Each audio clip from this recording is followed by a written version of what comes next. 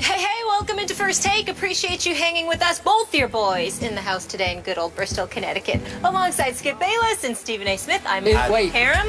In the flesh? I did tell you I would Wait, that's not virtual? No, it's real. Skip Bayless, I would like you to know, since you're always complaining that I'm going because you miss me so much. I have been Sometimes here. he does. I have been here 7 of the last 8 days. Wow. In studio. Well, that's a record. You understand? You know what, that's I just want you to know that. I just want you to know, and I'm going to be here tomorrow, too. CT's growing on you. Yeah. About that. So that's sort of like the NFL's record number of penalties so far through 3 games.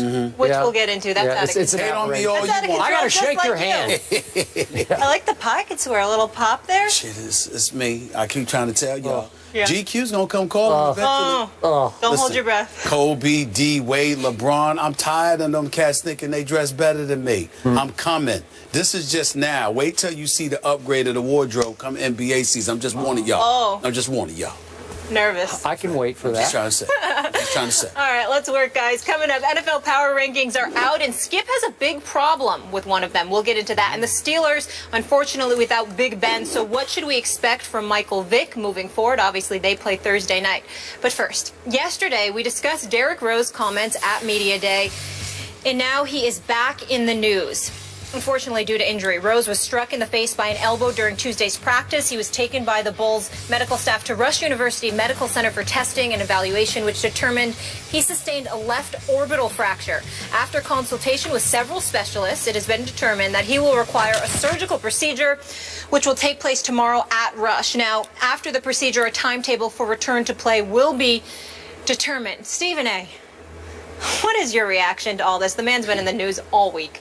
Skip Bayless, I am not laughing in any way because this man is injured, because I think the NBA is great when Derrick Rose is healthy and therefore great. Please don't get me wrong. Remember last year, he was my candidate for either comeback player of the year or league MVP or both because of what I knew he could bring.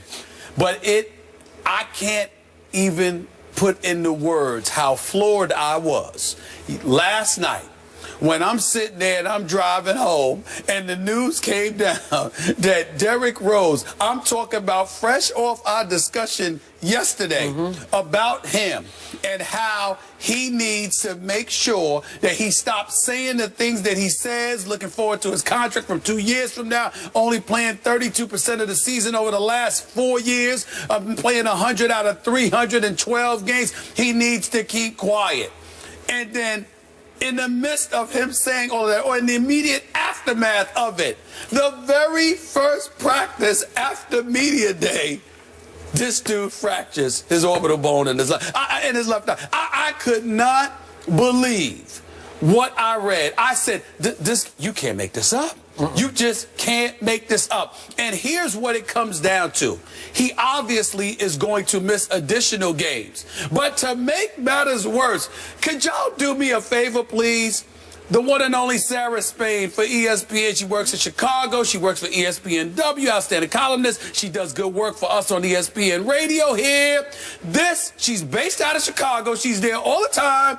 Listen to what this lovely lady had to say about Derrick Rose's injury. Could you play that for our audience, please? Coming up to our last straw here, where we're having trouble defending him, not just because of the latest injury, which by all accounts is a total accident and not his fault in any way, and you got to feel bad for him for it, but because it just adds on to this pile that's getting bigger and bigger of just, okay, enough now, especially from a guy who just gave us some really bad optics, talking about free agency 2 years in advance when he just made $280 million a couple years ago between his NBA and his Adidas. So, I mean, the patience is running so thin here in Chicago for our hometown boy. Could be out anywhere from 5 to 28 games, but with Derrick Rose, could be all season. Who knows?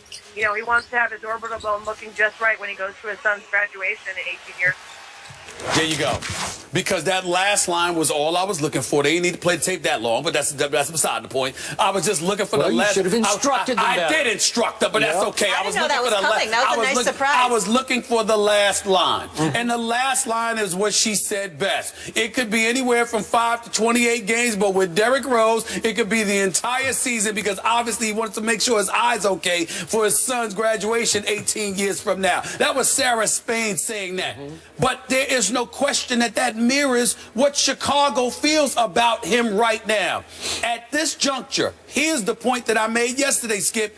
If you're the Chicago Bulls, you might need to trade this dude. You may be looking to trade this dude. It's going to be hard to get rid of him with the numbers that he's getting paid, combined with the level the level of durability that he has had. But now that this latest injury comes up, what makes it even worse, if you wanted to trade him, the likelihood is you can't, even more so now than what I said yesterday. So in less than 24 hours, something else has happened with Derrick Rose. I don't know whether to shake my head and feel sorry for him or to feel even more sorry for the city of Chicago. This is unreal. I feel sorry for both. It really is.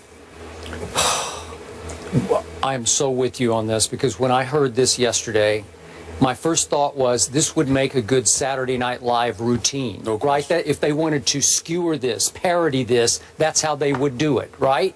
It's almost like a good bad story in the like a fictional story in The Onion, you know, something that would be sarcastically done. So I'm going to just throw this out there. This was the opening day of camp. Just a drill. Of camp. Not the season. Okay, this is just something. You're doing your first drills of the year, okay? And you still have a month to go before the first regular season game. And you take an elbow to the face, okay? It wasn't, fortunately, a knee. It wasn't an Achilles tendon. It wasn't anything terrible. And speaking of sound bites, I'm not going to call for this, but our Michael Wilbon, who grew up in the city of Chicago, who loves him some Derrick Rose. Yes, he does. He was on 6 o'clock Sports Center by cell phone, just a quick chime in on this. And he said he's not worried about it because it wasn't in the top 5 of Derrick Rose injuries. This doesn't even make the top 5, right? Right. Okay, so he's saying, well, he'll be back pretty soon, even if he has to wear a mask. It was interesting to me that Taj Gibson, and I think we would both agree, he's a tough guy. He's a tough guy. Right? Yes, he is. He did not shy away from indicating that it was probably his elbow that caught D. Rose in the face. You don't think that team was playing pretty physically in the opening day of camp drill in ways, let's toughen everybody up, including our best player, our leader, Derrick Rose. So they're going at it on the first day of camp, right? Well, and I'm not saying it was intentional. I'm just saying they were playing physical basketball right out of the box, because they're going to say, we need to get back to being a tough guy team, even with Derrick. Because with Derrick, sometimes they lose some of their toughness. Is that fair to say? I don't know if that's what it is. I think, Skip, it's the fact that Tom Thibodeau is no longer there, and you want to make sure to remind folks that from a positive perspective, the culture will remain the same. We won't lose our identity as rough, rugged defenders because Fred Hoiberg is here instead of Tom Thibodeau. Okay, I'm with you on that, but that was intriguing to me. And now I'm going to raise this point, having covered many NFL teams, and back to my days, 70s and 80s. The operative word in NFL locker rooms for a Derrick Rose was the word brittle. Is it possible to say he's just brittle? Like he just gets hurt all the time? Like some guys just keep getting hurt for no apparent reason. It doesn't follow any pattern. They just get hurt. Is that fair to say? That's fair to say, but may I elaborate on your point? People, as much as they don't like the fact that he's brittle because they want to see him out there playing, that is not what's feeding the swelling level of animosity. The swelling level of animosity aimed in Derrick Rose's direction is due in large part to his comments being so ultra concerned about his finances. And Mike Golick on Mike and Mike this morning made a very valid point when he highlights how every player is concerned about their money. But he also alluded to the fact that there's nothing wrong with it. You just shouldn't say it. I'm going to go a step further. I don't know a player that is not concerned about their money. He's absolutely right about that. But I also know many players who are equally concerned about their playing ability and their level of production as opposed to just their money. And in the case of Derrick Rose, because of what he continues to allude to while under contract, while getting paid, knowing that he's only played 32% of the games, which means he's only fulfilled 32% of his responsibilities, the fact that he can come out and say what he says and then the injuries continue to pile up, no one is having sympathy for him anymore. They're just saying, here we go again, because he seems perfectly content with being focused on getting his money as opposed to being focused on playing. That's the impression. Okay. Now, remember, I'll remind you once again, we talked about this yesterday. I did serve my time in Chicago. I was a columnist for Chicago Tribune. I still have some very close friends there. And I told you yesterday, they are already done with Derrick Rose. When I talked to them yesterday about this story, they just shrug and say, what else is new? What, like this is business as usual for the Chicago Bulls. They've already cut bait emotionally with Derrick Rose, their native son, the guy who grew up in Chicago. Right. Okay, so I'm looking at the bigger picture here, and it's not that Derrick Rose gets hurt to them.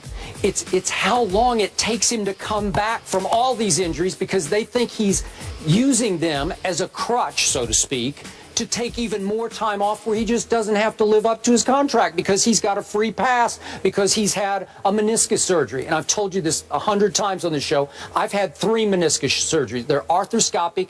They're not a big deal. You can bounce back. I don't care. I can go running on concrete within 3 weeks. Trust me. No, well, I'm just telling you the God's truth. It's not that big a deal if you're willing to do the rehab right out of the box. Get on that exercise bike the first night and start pedaling. You can come back. And for Derrick Rose to say, I don't know, I need 3 or 4 more months, it's bogus. I'm not buying it. So now the scrutiny and the pressure is going to be extreme on Derrick Rose, because on October 27th, they play the Cleveland Cavaliers at the house that Michael Jordan built as a home game. Their home opener is against LeBron James, Cleveland Cavaliers. He should be ready to go for that, because he needs to put the mask on the way LeBron has put the mask on, the way Westbrook put the mask on last year, and we know all the way back to Rip Hamilton and Amari Stoudemire. Lots of very good players have worn masks for entire seasons. Some of them, like Rip, decided he couldn't go without his mask, so he wore it even though he was completely healed. So I want to see Derrick Rose, as do Bulls fans, Derrick Rose in a mask on October 27th on opening night. Is that fair? That is more than fair. I'm not going to sit there. I think it's more than fair, assuming he can play. And obviously, you can put the mask on. You can go out there and play. If the doctors clear him to play, you can do that. Let me say this to you. May 14th. Thursday, May 14th, 2015 was the Bulls' last game. It's when the Cleveland Cavaliers closed them out that night without the services of Kyrie Irving actually did play that game, but he only played about 12 minutes, shot 2 of 2 from the field. Okay, Cleveland won that game, closed out the series 4-2, winning 94-73. That game, Matthew Dellavedova played 34 minutes, shot 7 of 11 from the field, finished with 19 points. I bring that up, Skip, is because that's the last time we saw Derrick Rose play. He was 7 of 16. He had 14 points. He had 6 assists. But more importantly than that, in attendance at the game, you had people in the stands literally looking at him as if he had given up, as if he wasn't really excited or anxious to play. So it's not just about the injuries. It's not just about the recovery period, the recovery time it takes. It's also not even just about his comments, which are ill-advised when he's constantly alluding to his future contract, his money when he's in the midst of getting paid, although he's only playing 32% of the time. It is also about the fact that their last memory of him on the court, those are memories of him off the court. The last memory of him on the court was when he was getting outplayed by Matthew Dellavedova. That is the kind of stuff. I mean, it's just the momentum is building on this dude, and I don't think he fully comprehends how hot it is getting for him right now. People are growing very, very tired of him in Chicago. You're talking about the columnists who have grown tired, but that fan base. It's getting to another level now. I know. It really is. And Stephen A., to that point, I'm not trying to pile on. ESPN put together a poll last night. Favorite Bulls player, Jimmy Butler, Joakim Noah, both edging out Derrick Rose. Wow. As we